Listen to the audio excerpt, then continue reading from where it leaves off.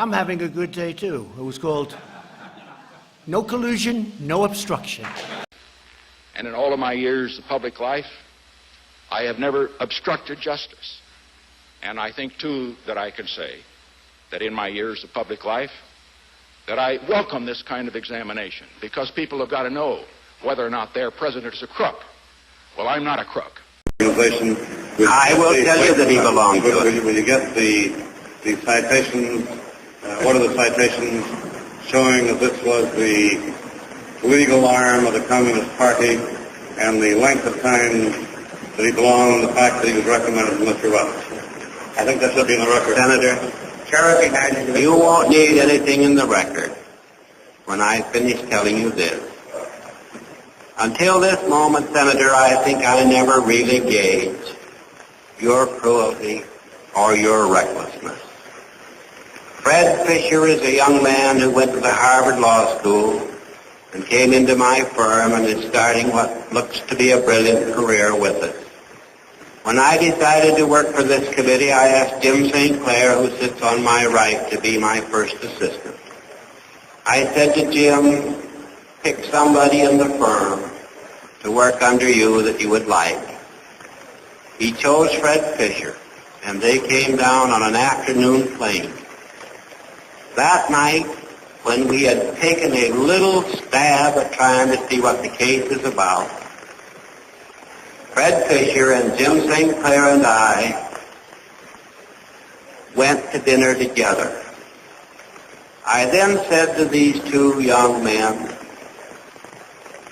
boys, I don't know anything about you except I've always liked you.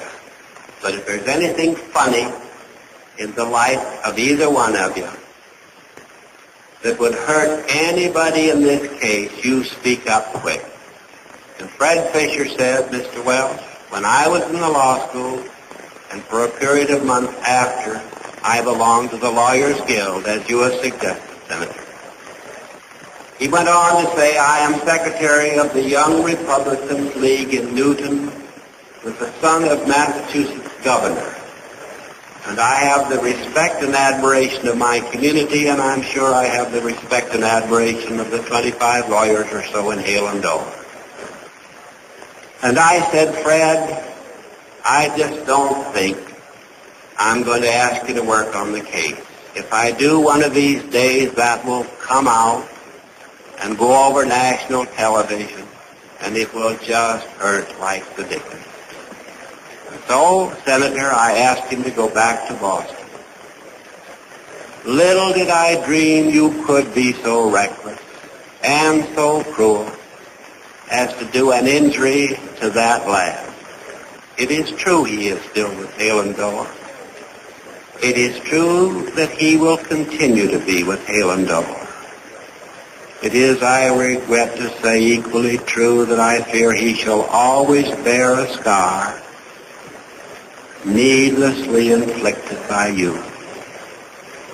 If it were in my power to forgive you for your reckless cruelty, I would do so. I like to think I'm a gentleman. But your forgiveness will have to come from someone other than me.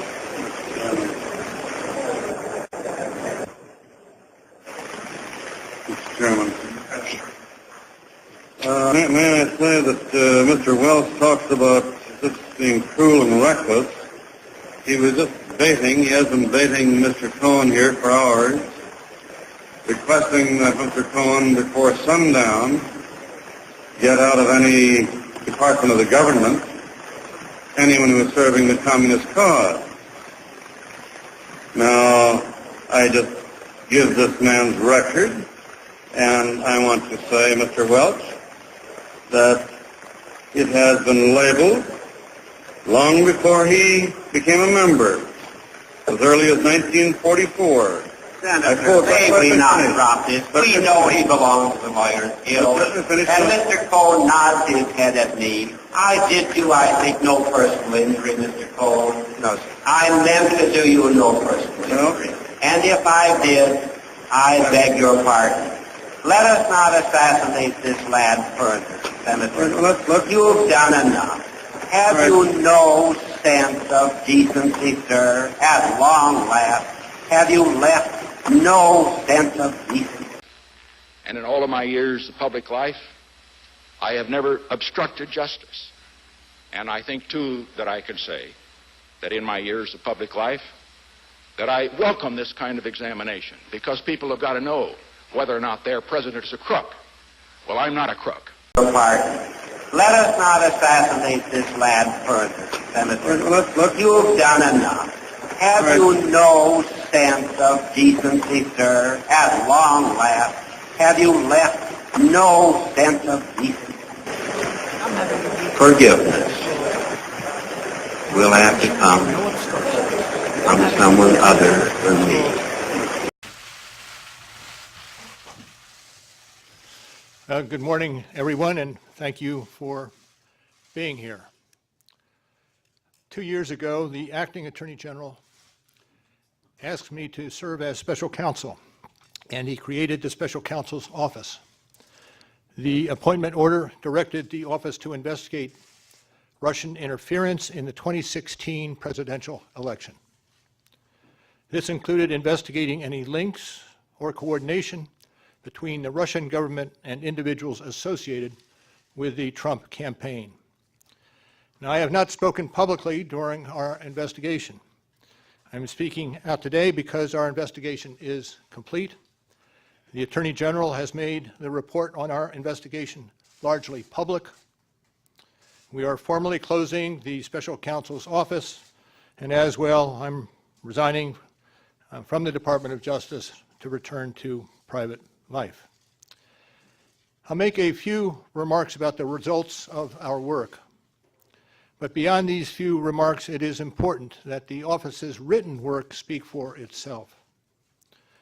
Let me begin where the appointment order begins, and that is interference in the 2016 presidential election. As alleged by the grand jury in an indictment, Russian intelligence officers who were part of the Russian military launched a concerted attack on our political system. The indictment alleges that they used sophisticated cyber techniques to hack into computers and networks used by the Clinton campaign. They stole private information and then released that information through fake online identities and through the organization WikiLeaks. The releases were designed and timed to interfere with our election and to damage a presidential candidate. And at the same time, as the grand jury alleged in a separate indictment, a private Russian entity engaged in a social media operation where Russian citizens posed as Americans in order to influence an election. These indictments contain allegations, and we are not commenting on the guilt or the innocence of any specific defendant. Every defendant is presumed innocent unless and until proven guilty. The indictments allege, and the other activities in our report describe, efforts to interfere in our political system. They needed to be investigated and understood, and that is among the reasons why the Department of Justice established our office. That is also a reason we investigated efforts to obstruct the investigation. The matters we investigated were of paramount importance. It was critical for us to obtain full and accurate information from every person we questioned. When a subject of an investigation obstructs that investigation or lies to investigators, it strikes at the core of the government's effort to find the truth and hold wrongdoers accountable. Let me say a word about the report. The report has two parts, addressing the two main issues we were asked to investigate. The first volume of the report details numerous efforts emanating from Russia to influence the election.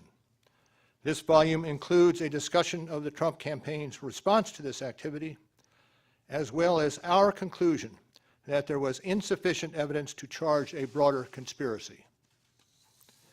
And in the second volume, the report describes the results and analysis of our obstruction of justice investigation involving the President. The order appointing me special counsel authorized us to investigate actions that could obstruct the investigation. And we conducted that investigation, and we kept the office of the acting Attorney General apprised of the progress of our work. And as set forth in the report, after that investigation, if we had had confidence that the President clearly did not commit a crime, we would have said so. We did not, however, make a determination as to whether the President did commit a crime. The introduction to the Volume 2 of our report explains that decision. It explains that under long-standing department policy, a president cannot be charged with a federal crime while he is in office. That is unconstitutional. Even if the charge is kept under seal and hidden from public view, that too is prohibited. The special counsel's office is part of the Department of Justice, and by regulation, it was bound by that department policy. Charging the President with a crime was therefore not an option we could consider. The department's written opinion explaining the policy makes several important points that further informed our handling of the obstruction investigation. Those points are summarized in our report, and I will describe two of them for you.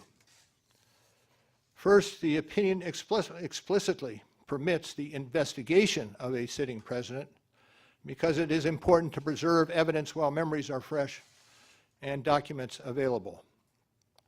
Among other things, that evidence could be used if there were co-conspirators who could be charged now. And second, the opinion says that the Constitution requires a process other than the criminal justice system to formally accuse a sitting president of wrongdoing. And beyond department policy, we were guided by principles of fairness. It would be unfair to potentially accuse somebody of a crime when there can be no court resolution of the actual charge.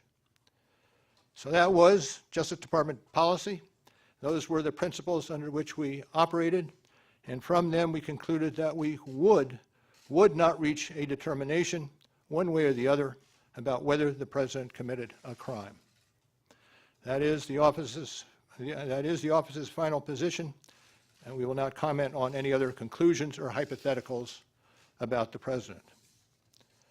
We conducted an independent criminal investigation and reported the results to the Attorney General, as required by department regulations. The Attorney General then concluded that it was appropriate to provide our report to Congress and to the American people. At one point in time, I requested that certain portions of the report be released. The Attorney General preferred to make the entire report public all at once, and we appreciate that the Attorney General made the report largely public, and I certainly do not question the Attorney General's good faith in that decision. Now, I hope and expect this to be the only time that I will speak to you in this manner. I am making that decision myself. No one has told me whether I can or should testify or speak further about this matter. There has been discussion about an appearance before Congress. Any testimony from this office would not go beyond our report.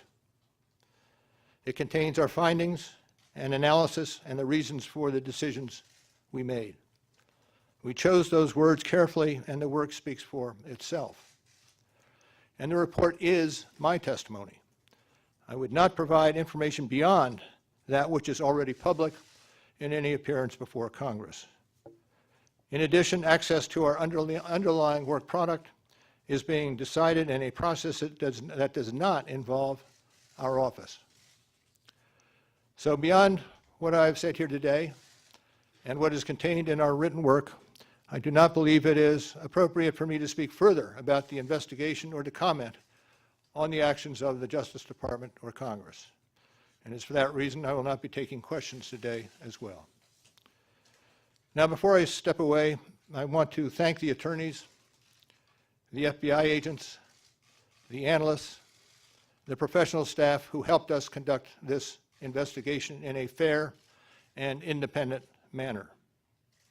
These individuals, who spent nearly 2 years with the special counsel's office, were of the highest integrity. And I will close by reiterating the central allegation of our indictments, that there were multiple, systematic efforts to interfere in our election. And that allegation deserves the attention of every American. Thank you for being here today. Sir, if you're subpoenaed, do you need to say full time? No question.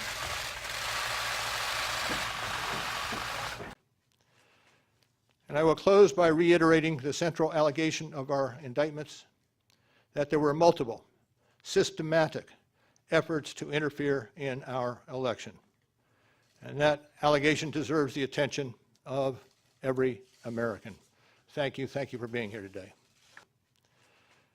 And I will close by reiterating the central allegation of our indictments, that there were multiple, systematic efforts to interfere in our election.